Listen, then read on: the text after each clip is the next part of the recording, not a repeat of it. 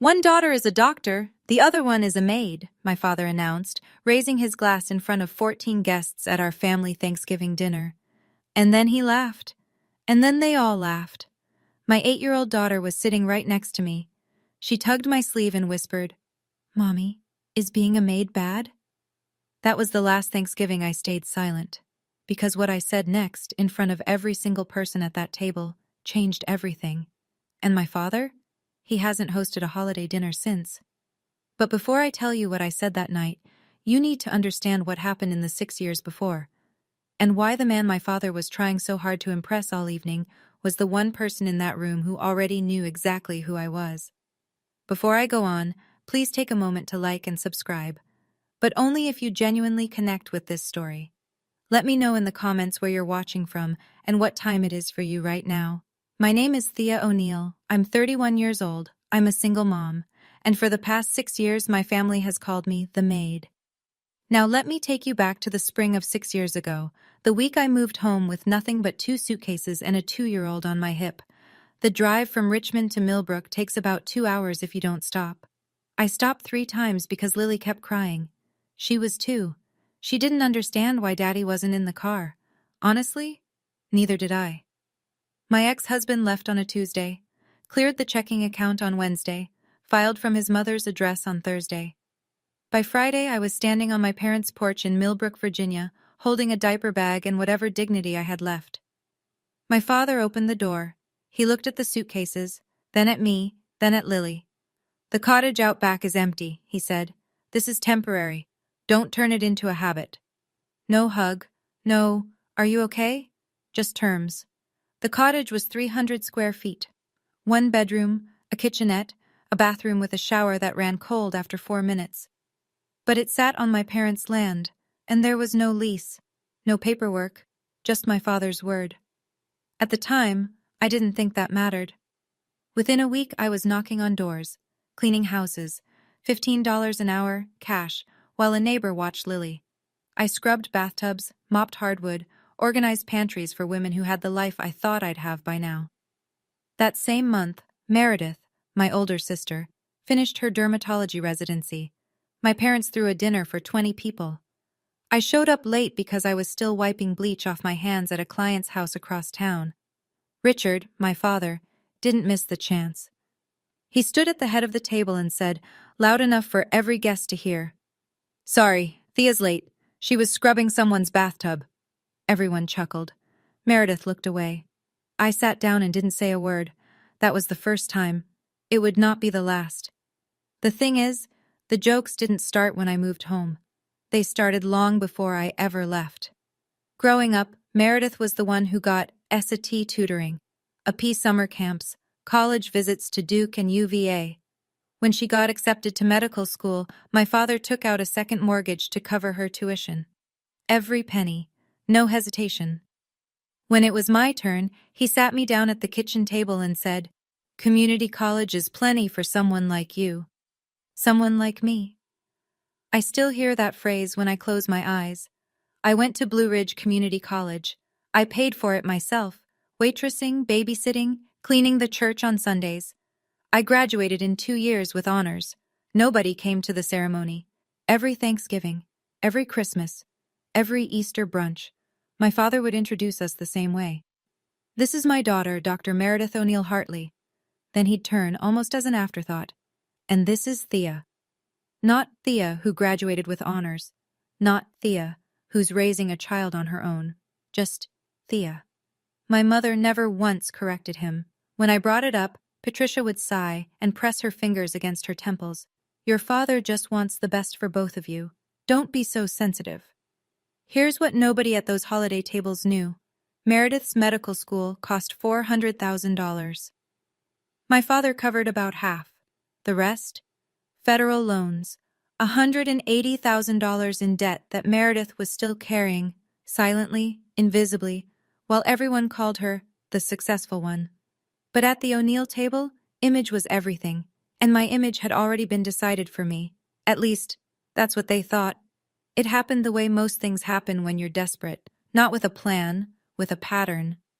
By my second year back in Millbrook, I'd cleaned over 60 homes, and I started to notice something. The Shenandoah Valley was full of vacation estates, big properties owned by people who lived in D.C. or Richmond and visited maybe 4 times a year. These houses needed more than cleaning. They needed managing. Groundskeepers, maintenance schedules, guest turnover. Somebody who could walk a plumber through the front door at 7 a.m. and lock up after the caterer at midnight. Nobody was doing it well. I filed for an LLC, built a website at 2 in the morning while Lily slept, named the company Magnolia Estate Services. It sounded bigger than it was, which at the time was just me and a second-hand laptop. I signed my first 3 property contracts in the same month. Not huge, but real. I told my mother. I was excited. I said, "Mom, I just signed 3 clients. I'm building something." Patricia nodded.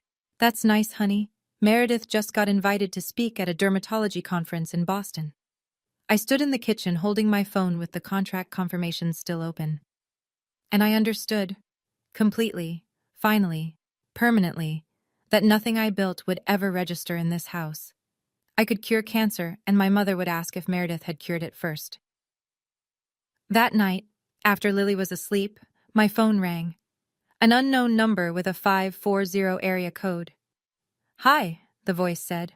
"I'm Gloria. I'm your father's sister, and I think we need to talk." I almost dropped the phone, because in this family, Gloria Ashford was a name you didn't say out loud. My father had a sister, past tense, at least in his version. Gloria Ashford divorced her husband 10 years before my call, in a town like Millbrook, where the Rotary Club still opened meetings with a prayer and couples who separated moved to different counties. That was enough to become a scandal. But Gloria didn't move. She stayed. Opened an antique shop on Birch Street. Lived alone and liked it. Richard cut her off completely. Told us she was a disgrace to the family name. I hadn't spoken to her in a decade. "I heard about you from a mutual client," Gloria said over coffee the next week. Her shop smelled like cedar and old books. "A woman whose lake house you manage. She couldn't stop talking about you." Small towns. Everyone knows someone who knows someone. Gloria didn't waste time. "I want to invest in your company. $15,000. Not a loan, equity, because somebody should have believed in you a long time ago." I stared at her. 15,000 was more than I'd made in the last 3 months combined. "I'm not doing this to spite your brother," she added, like she could read my mind. "Then why?" "Because I know what it's like to be erased from a family for choosing your own life." She set her cup down. "Sound familiar?" I took the money, hired 2 part-time employees, started running operations like a real company instead of a one-woman scramble. Before I left, Gloria said something that stayed with me. "Family should be a safe place, Thea, not a cage." Then she paused. "There's something I know about your father that you don't, but not yet." I drove home with more questions than answers, and a check that would change everything. 2 years. That's how long the quiet lasted. By 27, I had 5 employees, 8 properties under contract, and a growing reputation in the valley. Magnolia was still small, but it was real. I reinvested every dollar, bought a proper work van, printed business cards with a logo Lily helped me pick. A white magnolia on dark green. I was still living in the cottage, still on my father's land, still without a lease. That's when Richard decided to remind me. It was a Sunday dinner, the only kind my parents hosted where they didn't invite an audience. Meatloaf, mashed potatoes, Meredith and Donald across the table, Lily coloring in the corner. Midway through the meal, Richard set his fork down. "That land out back is worth something now," he said. Casual, like he was commenting on the weather. "I might need to rearrange things." I looked up. "Rearrange things how?" "Don't worry about it. Just know that nothing is permanent." The room went quiet. Meredith stared at her plate. Donald took a long drink of water. Patricia busied herself with the salt shaker. Nobody said a word. Because in this family, when Richard made a statement, it wasn't a conversation. It was a verdict. Later that night, after Lily was in bed, Patricia called me. Her voice was strained, halfway between apologetic and instructional. "Someone came to look at the property last week," she said. "A developer." My stomach dropped. What developer? I don't know the details. Your father handles these things. A pause. It's probably nothing. I shouldn't have mentioned it. She hung up. I sat on the edge of my bed in the cottage, on land I didn't own, in a house with no lease, and felt the ground shift beneath me. I started looking for a rental. Something near Lily's school, something I could afford. The problem with Millbrook is that it's a small town with a tight housing market. 3-bedroom rentals near Jefferson Elementary? Almost non-existent. And the ones that were available cost twice what I could swing without pulling money out of the business. Patricia found out within a week. In a town this size, the realtor I called was her friend's daughter. The phone rang at 8 in the morning. You're looking at apartments? Patricia's voice was shaking. You're going to take Lily away from us? Mom, I'm not taking anyone away. Your father will be devastated after everything we've done for you. I wanted to ask what exactly they'd done, but I didn't. That evening, Richard called. No preamble. You move out, you're on your own. Completely. His voice was flat, factual. Don't expect us to babysit Lily on weekends. Don't expect Thanksgiving invitations. Are you serious? I'm being practical. He knew exactly where to press. Lily called my parents every night before bed. She drew pictures of Grandpa's garden. She counted the days between visits. Cutting that connection wasn't something I could do to my daughter, and he knew it. So I stopped looking. I wasn't staying because I was weak. I was staying because leaving at the wrong time would have cost me everything I'd built. In a small town, Richard O'Neill was respected. If I left, he'd frame it as abandonment. The ungrateful daughter who took our granddaughter away. That narrative would reach every potential client within 20 miles. I needed to be strong enough that when I finally walked out, I wouldn't need anything from him. Not his land, not his babysitting, not his version of the story. That day wasn't here yet, but it was coming. The cracks started showing in Lily first. Her teacher called me in on a Wednesday. Mrs. Patterson, kind woman, 20 years in 2nd grade. Lily's been quiet at lunch, she said. The other kids asked what her mom does for work. She didn't answer. She just shrugged and looked away. I sat in that tiny plastic chair and felt something inside me splinter. My daughter, 8 years old, already learning to be ashamed of me. That night, I tucked Lily in and she asked, Mommy, do you like your job? I love my job, baby. Then why does Grandpa always say it funny? I kissed her forehead and turned off the light. Then I went to the kitchen, sat at the table, and stared at the wall for an hour. This wasn't about me anymore. Richard's jokes, his little performance at every holiday, they were seeping into my daughter's bones. She was 8, and she was already learning that her mother wasn't worth being proud of. That same week, an opportunity landed in my inbox. A new luxury development in the valley. 12 vacation homes, full-service management contract. The owner was looking for a single firm to handle everything. Annual value, $340,000. Enough to double my revenue, enough to hire a full team, enough to leave the cottage for good. I called Gloria, told her about the opportunity and about Lily. She was quiet for a moment. Then, fear is a landlord too, Thea, and the rent keeps going up. That night, I picked up the phone and dialed the developer. 2 rings. A voice answered. Steady, professional, unhurried. Frank Calloway, Calloway Development. What can I do for you? I took a breath, and I pitched. Frank Calloway didn't say yes on the first call. He said, Send me your portfolio. So I did. Every property photo, every client reference, every maintenance report I'd ever filed. I formatted it like a woman who had something to prove, because I did. 3 days later, Frank called back. I asked around, he said. 3 different property owners in the valley told me the same thing. If you want it done right, you call Magnolia. We met at his office in Staunton the following Monday.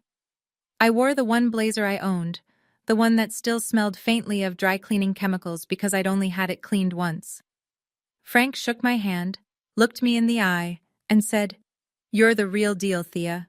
Let's do this. I signed a 2-year management contract for 3 properties, the initial phase of his development. Just like that, Magnolia went from a 1-van operation to a company with real infrastructure. I hired 4 new people that month.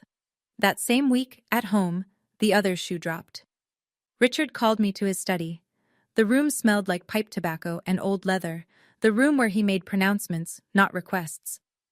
"I need you to sign some papers," he said. "What papers?" "An agreement. That you'll vacate the cottage by March." "March? That's 4 months away." "Plenty of time." I looked at the document on his desk. Professional letterhead, legal language, a move-out date printed in bold. "Why?" I said. He leaned back. "Because it's my property, that's why." I didn't yell. I didn't cry. I stared at that document and noticed the name of a law firm, not a family attorney, a commercial real estate firm. Someone was buying this land. "I'm not signing anything tonight," I said. "I'll read it first." I walked out. My hands were steady. My heart was not. Patricia's approach was always softer. That was what made it worse. She invited me for tea the next morning. The kitchen smelled like chamomile. She'd set out the good cups, the ones with the gold rims, a peace offering wrapped in porcelain. "Your father is under a lot of stress," she began, eyes damp, hands folded, the performance of a concerned mother rehearsed to perfection.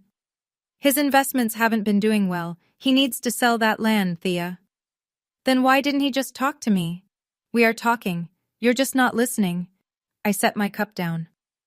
"You're asking me to move my daughter out of the only stable home she's known, in 4 months, without telling me why until I found out on my own." Patricia's expression shifted.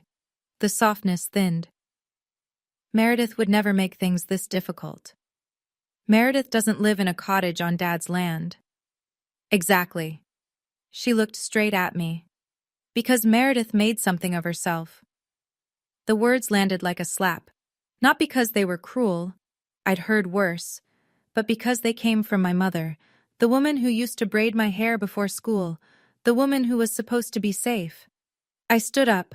I left the tea on the table. I didn't slam the door.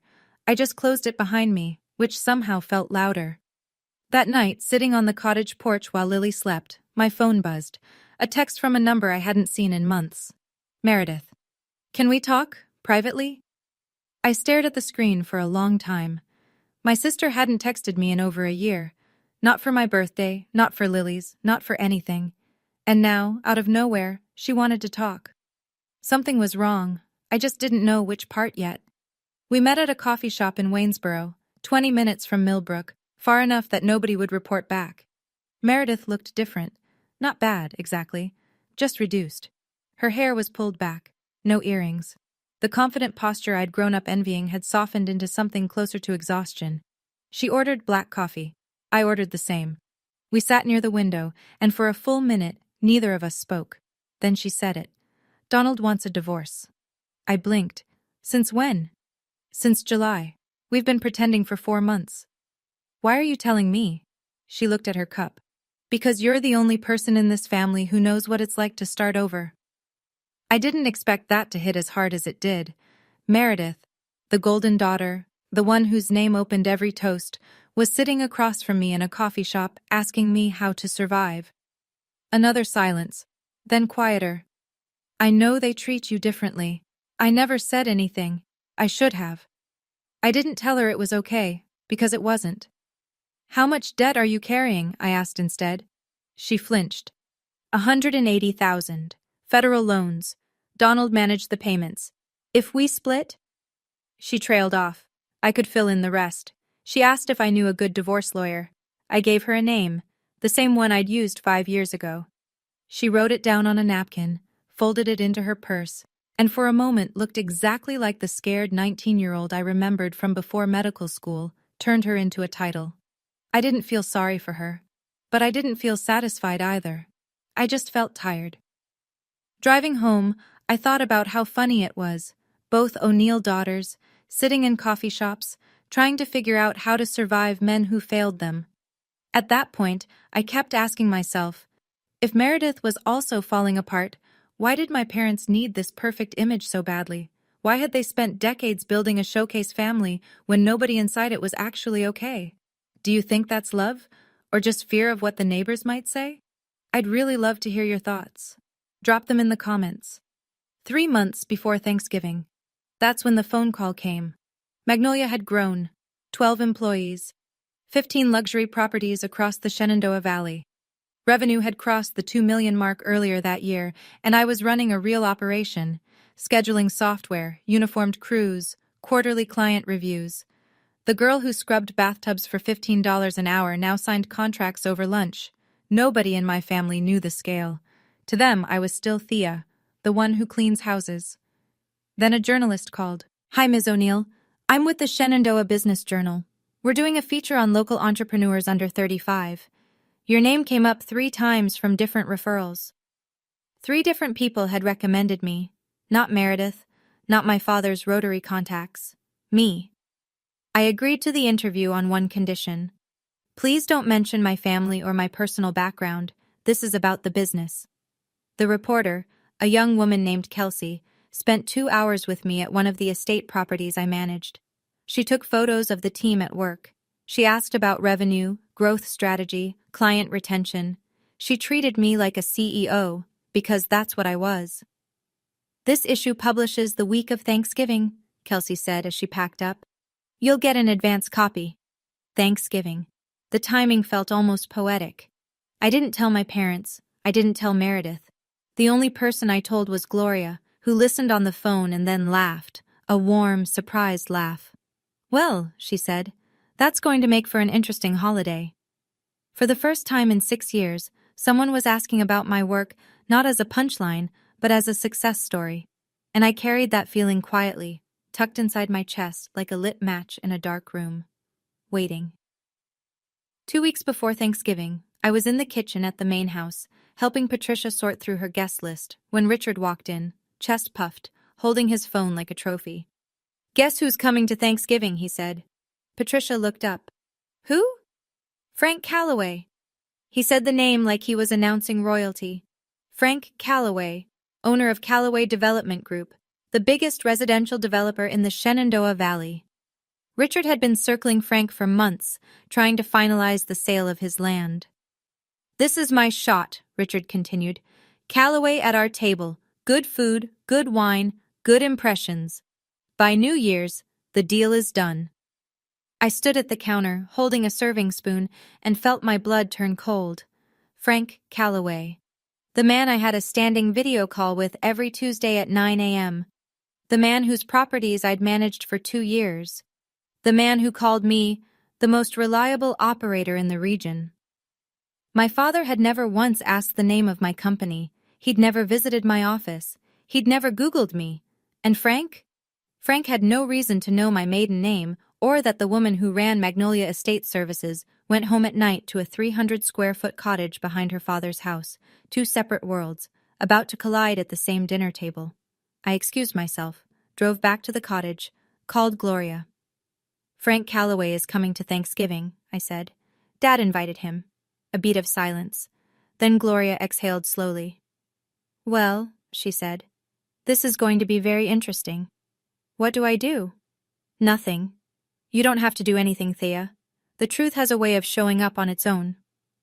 Then she added, almost casually, "I have my own plans for Thanksgiving this year." I didn't ask what she meant. I probably should have. The Monday before Thanksgiving, my father called me to his study, again. This time the document was different, thicker, notarized on one side, a move-out agreement with a printed deadline, March 1st. "Sign this by Thanksgiving," Richard said. He didn't sit down. He stood behind his desk like a man used to towering over people. "After that, I'm involving a lawyer." I picked up the papers, read slowly. Move-out terms, waiver of claims to the property, and buried on the second page, the sale price. $410,000. Richard was selling the land I lived on, the land Lily knew as home. I turned to the last page and saw the buyer's name, Calloway Development Group. My stomach dropped so fast I thought I'd be sick. My father was selling the property to my biggest client, the same man he'd invited to Thanksgiving dinner. The same man who didn't know that the cottage Richard promised was empty had me and my daughter sleeping in it every night. I looked at Richard. He looked back. Steady, unbothered, like a man who had already won. You told Frank the cottage was empty, I said. Not a question. It will be. Because you're making me leave. Because I'm making a business decision. I set the papers down on his desk. Didn't sign, didn't argue, just walked to the door. Thea. His voice hardened. Don't make this harder than it needs to be. I turned the knob. I'm not the one making this hard, Dad.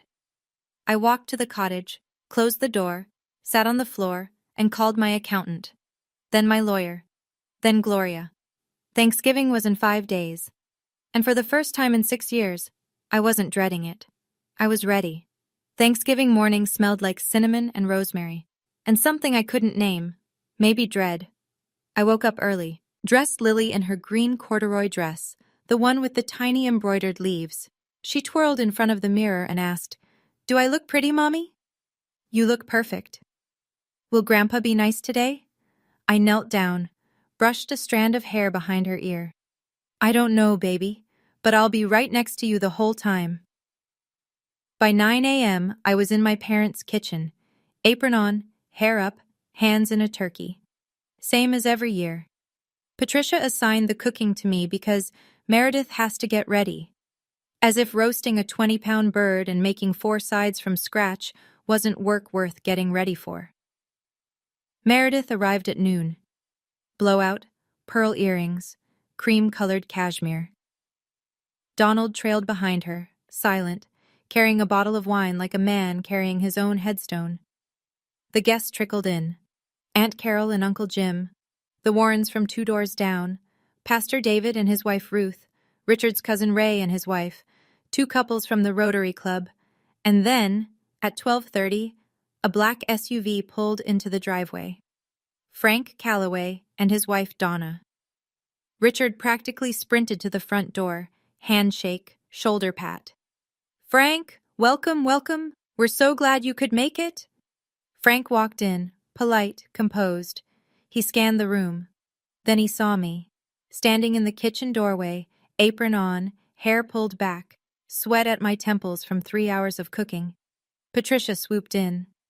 "Oh, that's Thea, our younger daughter. She helps around the house." Frank nodded politely. A flicker of something crossed his face, recognition, maybe, but it passed. He moved on to the living room, and Richard led him out the back door to tour the land. My land. Dinner started at 2 o'clock.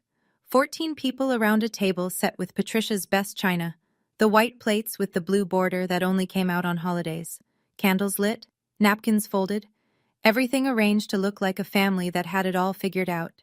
Richard stood at the head of the table, tapped his glass with a fork. "I want to give thanks," he said, his voice carrying that Sunday sermon warmth he put on for company.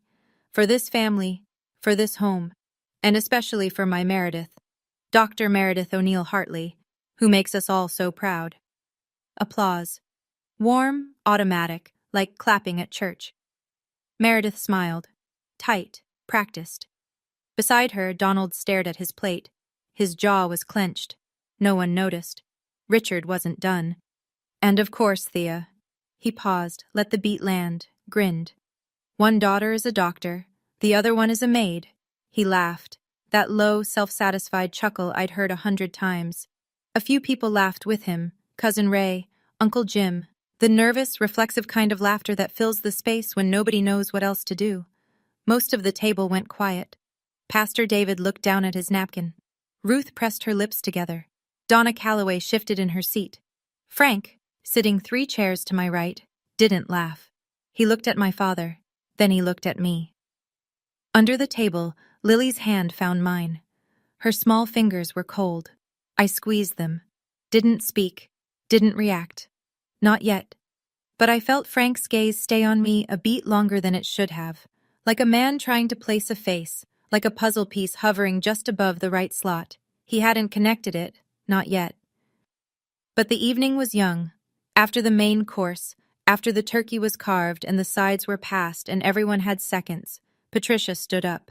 She held her glass like a woman about to receive an award. "I just want to add my own little toast," she said, her voice honey-sweet. "To Meredith, the light of our family. We are so, so blessed." She didn't say my name. She didn't look at me. She didn't mention Lily. The table murmured approval, more clinking, more smiles aimed at Meredith, who by now looked like she wanted to disappear into the wallpaper. And then, in the silence after the glasses were set down, came a small voice. "Mommy?" Lily, sitting right next to me, her eyes wide and wet and confused. "Mommy, why does Grandpa say you're just a maid?" The table froze. Every fork stopped. Every breath held. Is being a maid bad? 8 years old, asking in front of 14 adults whether her mother's work made her less than. Patricia recovered first. "Lily, honey, Grandpa was just being funny." Lily looked at her grandmother. But nobody laughed. Silence. The kind that has weight. I looked at my daughter, this small, brave, honest person who had just said out loud what no adult at this table had the courage to say. I looked at Frank Calloway, who was watching with something I couldn't quite read. I looked at my father, still standing at the head of the table, glass in hand, smile fading, and something inside me, something that had been bent and stretched and stepped on for 6 years, for 20 years, for my whole life. Finally, quietly, broke. Not broke apart. Broke free. I set my napkin on the table, pushed my chair back, and stood up. The chair scraped against the hardwood. Every head turned. I looked at my daughter first. Then I spoke. "Lily, being a maid is not bad. Any honest work is good work." My voice was level, calm, the way I talk to clients, not the way I used to talk to my father. "But since Grandpa brought it up, let me tell you what Mommy actually does." Richard's smile vanished. "Thea, sit down. This isn't the time." "You made it the time, Dad?" I didn't raise my voice. Didn't need to. "You stood up in front of 14 people and defined me. Now I get to define myself." The room was airless. Patricia's hand went to her throat. Meredith's eyes went wide. "I started by cleaning houses," I said, looking at Lily but speaking to every person at that table. That's true. I'm not ashamed of that. But I didn't stop there. I let one beat of silence pass. I built a company. It's called Magnolia Estate Services. I manage 15 luxury properties across the Shenandoah Valley. I have 12 full-time employees, and last year my revenue was $2.3 million. Nothing. No sound. No movement. Just 14 people recalculating everything they thought they knew about me. Richard's face. I'll never forget it. The color drained from his cheeks like someone had pulled a plug. His mouth opened, closed, opened again. "Patricia." "Thea, why are you making a scene?" "I'm not making a scene, Mom. I'm finishing Dad's toast." Then from the far end of the table, I heard a glass being set down. Slowly, deliberately. Frank Calloway was staring at me, not with surprise, with recognition, the kind that comes when the last tumbler in a lock finally clicks. "Wait," he said. Frank stood, not fast, not dramatic, the way a man stands when something important needs to be said, and he's not the type to shout. "Thea O'Neill," he said, "you're the owner of Magnolia Estate Services." Every eye in the room moved between us. "Yes, Mr. Calloway." Frank turned to my father. His expression had shifted, polite confusion giving way to something harder. "Richard, you didn't tell me your daughter runs Magnolia." My father's mouth moved, but nothing came out. "She's been managing my entire Shenandoah portfolio for 2 years. 3 properties. Full-service contracts." Frank's voice was even, factual, the way someone speaks when they're choosing their words carefully because the wrong ones would cause damage. "She's one of the best operators in the region." Richard gripped the back of his chair. I didn't know." "You didn't know." Frank repeated it flatly, not a question, a verdict. "Richard, last Tuesday you told me your younger one was between jobs." The room inhaled. "Between jobs." Uncle Jim repeated it under his breath. Aunt Carol covered her mouth. Pastor David closed his eyes. Patricia tried to save it. "We always knew Thea was hardworking." Frank didn't look at her. He was still looking at Richard, and Richard was looking at the tablecloth like he could disappear into it. "You invited me into your home," Frank said quietly. "You introduced your daughter as the maid. And the whole time, she's the person I trust with a portfolio worth more than this entire street. Nobody moved. Nobody spoke. I didn't feel triumphant. I felt something stranger, like watching a wall come down and realizing I'd been standing behind it my entire life. Lily tugged my hand. I looked down. "Mommy?" she whispered. "Is that the man from your Tuesday calls?" I almost laughed. "Yes, baby, that's him." The doorbell rang. The timing was so precise it almost felt staged. But it wasn't. Gloria had always had a sense for dramatic entrances, probably the one thing she and Richard had in common. Patricia opened the door. Her face went white. Gloria Ashford stood on the porch in a navy coat, holding a bottle of wine in one hand and a magazine in the other. Her silver hair was pinned back, and she smiled the way a woman smiles when she's been waiting 10 years for this exact moment. "What are you doing here?" Richard's voice cracked. "You weren't invited." "I know." Gloria stepped inside. Her eyes swept the room, the frozen guests, the scattered silverware, the 14 faces that looked like they'd collectively forgotten how to breathe. "But I brought something for my niece." She walked past Patricia, past Richard, straight to the table. She laid the Shenandoah Business Journal flat on the white tablecloth, right between the cranberry sauce and the gravy boat. Then she opened it to the feature spread, a full page with a photograph of me standing in front of a stone estate, arms crossed, Magnolia logo on the van behind me. The headline, "Magnolia Estate Services, How a Single Mom Built a $2.3 million Business from Scratch." The magazine went hand to hand. Aunt Carol, Pastor David, Ruth, Donna Calloway, who read it twice. Ray's wife held it up to the light like she was inspecting a diamond. Richard stood at the head of the table and watched his carefully constructed evening disintegrate. Gloria looked at her brother, not with cruelty, but with something closer to grief. "You've been so busy being ashamed of your daughter," she said, "that you missed what she actually became." Richard said nothing. For the first time in 63 years, Richard O'Neill had absolutely nothing to say. Frank picked up the magazine, read the first paragraph, set it down. Then he turned to Richard with the expression of a man who's just had a contract renegotiated without his consent. "Richard," his voice was measured, "the land you're selling me, that's the land your daughter lives on?" Richard's jaw tightened. "That's a separate matter." "Is your daughter being displaced because of our deal?" Silence again. But this silence had teeth. I spoke. Not loudly, not with any satisfaction, just clearly. "I saw the contract on his desk last week. He asked me to sign a move-out agreement by Thanksgiving. The sale price is $410,000, and he told you the cottage was empty." Frank sat back in his chair. He rubbed his forehead with one hand. "Richard, I don't do business this way. Frank, this is a family matter. It became my business the moment you lied to me." Frank shook his head. "You told me that cottage was vacant. I based my offer on that." The table had splintered into a dozen private reactions. Aunt Carol whispered to Jim. Pastor David's wife gripped her husband's arm.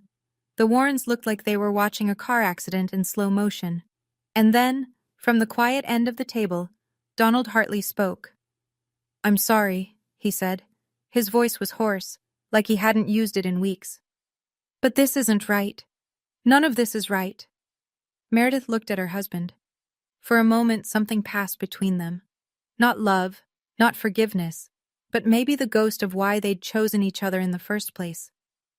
She reached under the table and took his hand. The room was in ruins. Not from yelling, not from violence, just from the truth, standing in the middle of a Thanksgiving table, refusing to sit back down. Frank stood up. He buttoned his jacket, a small, deliberate gesture that somehow said more than any speech could. "Richard, I'm going to need to pause our discussions about the land." His voice was cordial, professional, final. "I need to think about this." Everyone at that table understood. Pause meant done. The way we should talk means it's already over. Richard tried.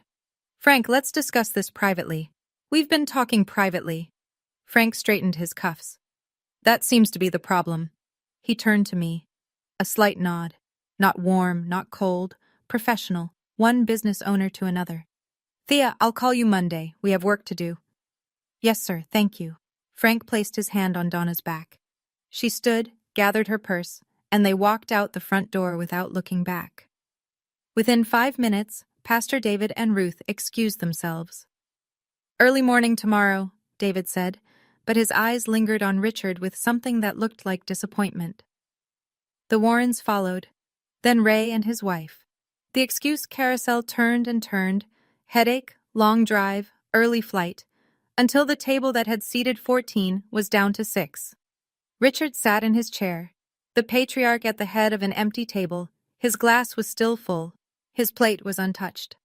The man who had opened the evening with a toast and a laugh now sat in a silence so thick you could hear the candles burning down. $410,000. Gone. His reputation in a community that valued reputation above almost everything? Shattered. Not because I attacked him, not because I humiliated him, but because I told the truth. And the truth did what it always does when you've been lying long enough. It introduced itself. The house was quiet now, dishes untouched, candles guttering, 6 people in a room that felt emptier than 0. I lifted Lily off her chair.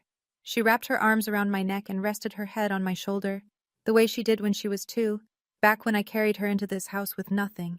I walked to where Richard and Patricia sat. Not close, just close enough. I'll be out of the cottage by the end of the month. Richard looked up. Not because you asked, I said. Because I should have left a long time ago. Thea? His voice was smaller than I'd ever heard it. I'm not angry, Dad. I'm done waiting for you to see me. Patricia's face crumpled. The tears came. Real ones this time. Not the ones she used as currency. But for the first time in my life, I didn't rush to fix them. I looked at Meredith. She sat with her hands flat on the table, mascara slightly smudged, Donald's arm still touching hers. She met my eyes and nodded. Small. No words needed. I turned and walked to the front door. Gloria was standing on the porch. She hadn't come inside for the ending. She'd been waiting out here, hands in her coat pockets, watching the November sky turn dark. My living room is big enough, she said simply. Plenty of space for 2. Lily lifted her head and looked at Gloria. Are you the lady who sends me birthday cards? Gloria smiled. Every single year, sweetheart. I strapped Lily into the car seat, closed the door, sat behind the wheel. In the rearview mirror, the house got smaller. The porch light flickered. Nobody came out to wave. I took a breath, a full one, deep enough to fill every corner of my lungs. For the first time in 6 years. In a town like Millbrook, you don't need the internet. You have church. By Sunday, 3 days after Thanksgiving, the story had traveled through every pew, every coffee hour, every parking lot conversation after service. 14 guests meant 14 households, and each household told 5 more. By the time the week was out, every person who'd ever shaken Richard O'Neill's hand at a Rotary meeting knew what had happened at his dinner table. The fallout was specific and measurable. Pastor David called Richard directly. I think it's best if you step back from the fundraiser committee this year, Richard. Focus on your family. Translation: don't show your face. Patricia's women's auxiliary group, the one that organized the Christmas charity drive every December, politely informed her that we're going in a different direction with leadership this year. The woman who delivered the message told a friend, who told her hairdresser, who told me, we need people who uplift other women, Patricia. The Shenandoah Business Journal hit newsstands that Wednesday. Kelsey's article ran with my photo on the secondary cover. Within the week, 3 property owners I'd never contacted reached out to Magnolia. I read the article, each one said, like a password. Mrs. Patterson, Lily's teacher, stopped me at pickup. I saw it, she said, holding up the magazine. I always knew there was more to you than this town gave you credit for. In the grocery store, at the gas station, at the post office, people looked at me differently. Not with pity, not with the polite condescension I'd grown accustomed to, with something new, respect. And Richard? Richard, who had built his entire identity on being the most respected man on his street, stopped going to church, stopped going to Rotary, stopped answering his phone. The silence from the big house was deafening. Meredith called 2 days after Thanksgiving, Not to apologize on behalf of our parents, not to smooth things over. Donald and I are separating, she said. I told Mom and Dad last night. How did they take it? A long pause. Mom said, this can't be happening. First Thea, now you. Meredith's voice cracked on the word first, like she was hearing it for what it really was. Not concern, but inventory. Patricia wasn't mourning her daughter's pain. She was counting her losses. And Dad? Nothing. He just sat there. I think he's run out of speeches. I pictured it. Richard at his desk, the patriarch who had lost his audience and his stage in the same week. A man who'd spent decades performing fatherhood for other people and had never learned how to do it in private. Meredith started calling me more after that. Not long conversations. Short ones. Awkward. Honest. How did you do this at 24? She asked one night. Badly, but I did it. She laughed. A real one, the kind I hadn't heard from her since we were kids sharing a bedroom and whispering past midnight. I always thought you were the brave one, she said quietly. I was just the one with the diploma on the wall. I didn't correct her, because she was right. Not about the bravery, about the diploma. That's all it had ever been. A diploma on a wall in a house where image was everything and love was conditional. We weren't suddenly close. There was too much silence between us for that. But something had shifted, like two trees that had grown in different directions finally finding out their roots still touched underground. It wasn't a movie ending. It was a Tuesday night phone call, and that was enough. The call came 2 weeks after Thanksgiving. I was washing dishes in Gloria's kitchen when my phone lit up. DAD. I dried my hands, answered. Thea. His voice was different. Not softer exactly, but smaller. Like someone had turned down the volume on a speaker that had been blasting for 63 years. Hi, Dad. You've made your point. Can we move past this? I leaned against the counter. Move past what, exactly? The Thanksgiving thing. That wasn't a thing, Dad. That was 14 people watching you humiliate your own daughter while she cooked your dinner in front of her child.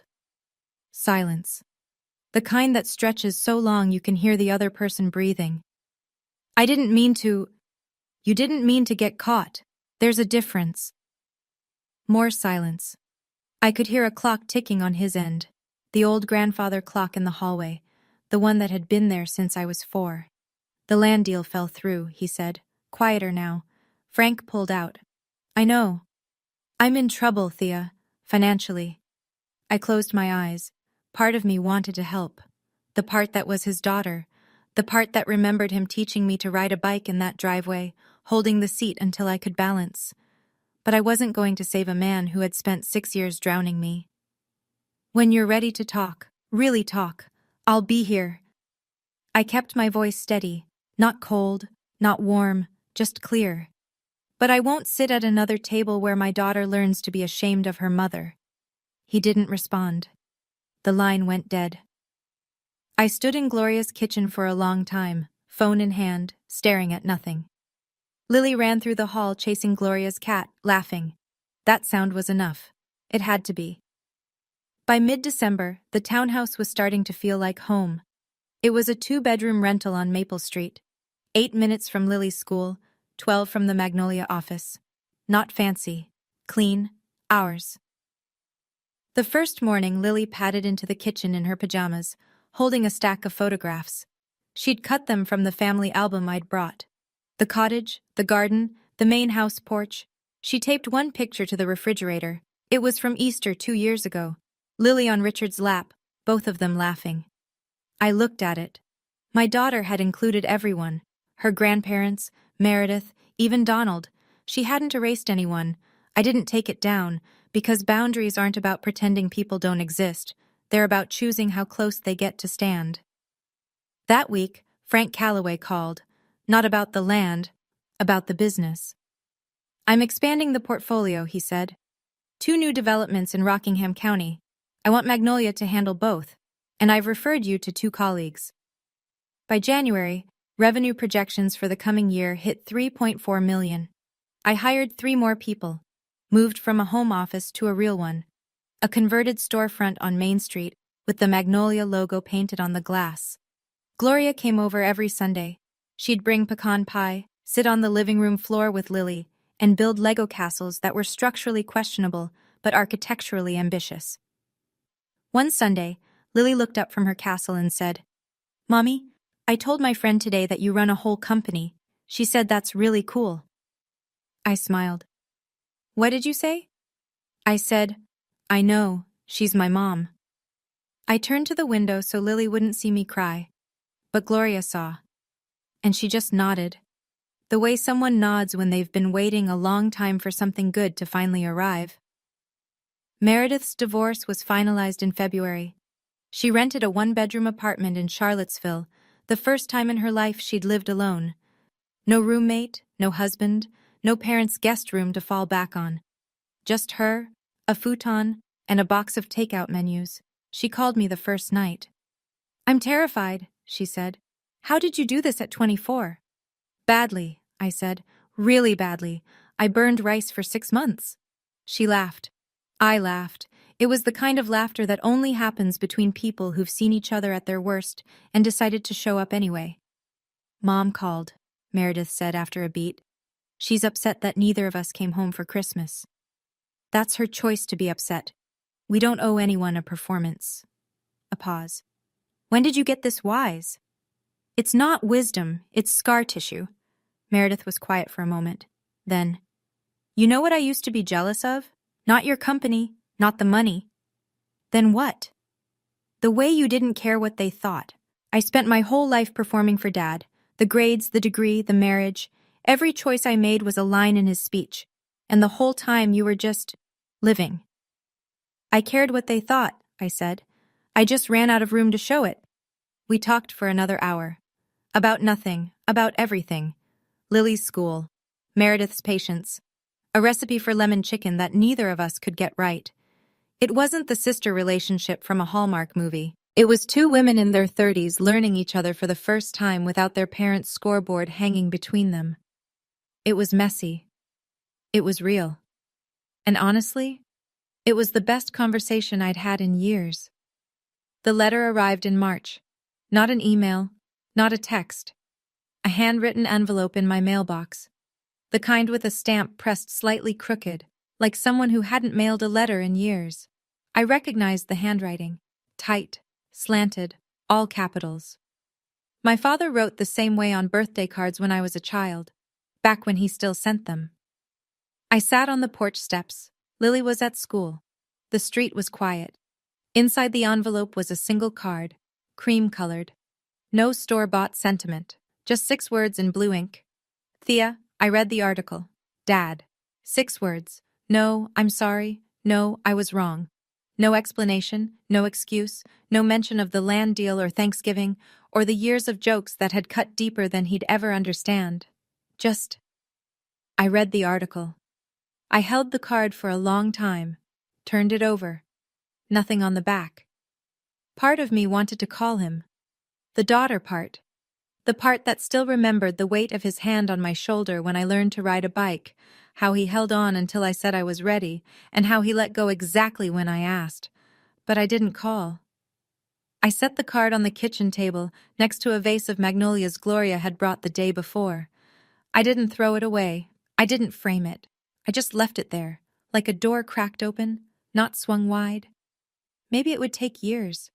Maybe it would never come. A full conversation. A real apology. The kind that doesn't start with, "Can we move past this?" but with, "I see what I did." But my peace doesn't depend on his timing anymore. His 6 words weren't enough, but they were his first. And my peace doesn't depend on his second. I used to believe that if I worked hard enough, became successful enough, my parents would just change.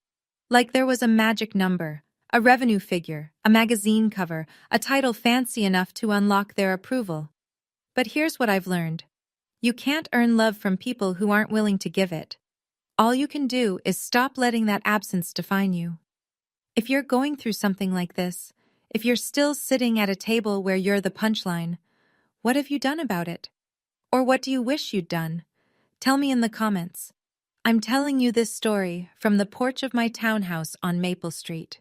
It's a Thursday evening. Lily's inside, doing homework at the kitchen table, the one we picked out together at Gloria's antique shop. The magnolia logo on my office window catches the light when I drive past every morning. 12 employees became 16. Frank's referrals became long-term contracts. The magazine article led to a local business award. And last month, a woman called from Richmond. She'd found Magnolia online and said, "I heard about you from my cousin. She said you started from nothing." I didn't correct her. Because nothing isn't the right word. I started from a 300-square-foot cottage, a 2-year-old daughter, and a family that thought I was a punchline. That's not nothing. That's everything, just pointed in the wrong direction. I don't tell this story for revenge. I'm not interested in making my father look bad. He did that himself, in front of 14 witnesses, on a holiday meant for gratitude. I tell this story because somewhere, right now, someone is watching this at 2 in the morning, lying in bed, wondering if they're allowed to say enough. Wondering if setting a boundary with the people who raised you makes you ungrateful, or selfish, or wrong. It doesn't. Setting a boundary is not betrayal. It's the first honest thing you can do in a relationship built on silence. And if no one else has told you, your work matters. Your effort matters. You don't need a title or a toast or anyone's permission to be proud of who you are. Lily and I are eating ice cream on the porch steps. The sun is going down. She's got chocolate on her chin and she's laughing at absolutely nothing. This is what freedom sounds like. If this story meant something to you, hit like and share it. Not for me, but for the next person who needs to hear it. Subscribe if you want more stories like this, from real people who stood up when staying quiet would have been easier. And if you haven't watched the last video, the link's right there in the description. I think you'll connect with that one too. Thank you for being here with me tonight. Take care of yourselves, and take care of each other.